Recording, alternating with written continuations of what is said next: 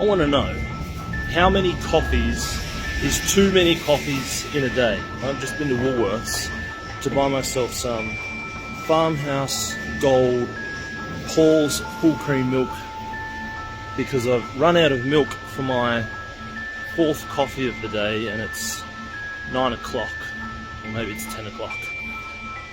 I'm just curious where this notion of drinking too much coffee is a bad thing. I drink 7 to 10 coffees a day. I can drink coffee at 9 o'clock at night and go straight to sleep. I think it's a lie. And so I want to hear from you what you think. Where did that come from? How has it affected you? Does it affect some people more than others? Because I'm all good. I will stick to my 10 coffees a day.